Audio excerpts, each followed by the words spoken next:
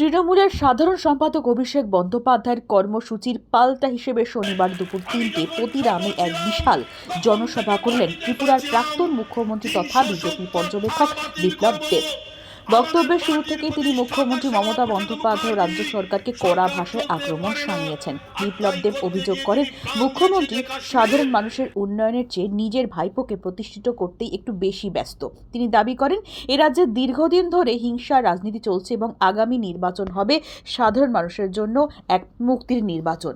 BJP কর্মী সমর্থকদের পরামর্শ দিয়ে তিনি বলেন, প্রত্যেকে অন্তত 10 জনকে ফোন করে প্রচার চালালেই বাংলায় পদ্মফুল ফুটবে।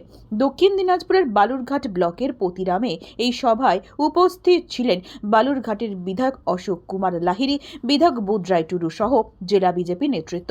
এদিন শতাধিক বিজেপি কর্মী সমর্থকদের ভিড়ে সভাটি রাজনৈতিকভাবে তাৎপর্যপূর্ণ হয়ে ওঠে। যেসব নথি নিয়ে পালিয়ে এসেছে কি বলবেন বিষয় নিয়ে? দেখুন, ওনার যাওয়ার সময় হয়ে গেছে। যাওয়ার সময় হয়ে গেলে বিনাশকালে বিপরীত বিদ্যুৎ হয়, সেটাই হয়েছে। এখন ওনার কথা বলে লাভ নেই। এখন আগে যে আসবে তার কথা চিন্তা করুন। বাংলার মানুষ তরিয়ে বসে আছে, উনি বুঝে গেছেন ওনার যাওয়ার সময় হয়েছে, তখন যা খুশি তা করবেন। তো সবসময় দেখবেন যার যাওয়ার সময় হয়ে গেছে সেইগুলি করে, আর যার যাওয়ার সময় হয় না সে ব্যবস্থিতভাবে কাজ করে।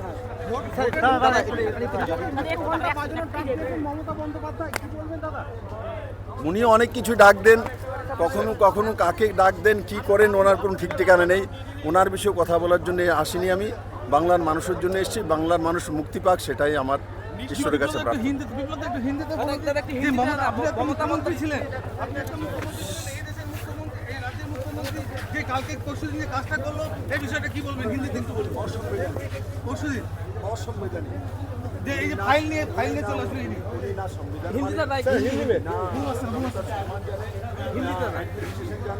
উনি একটাই জানেন, তাণ্ডব করতে জানেন।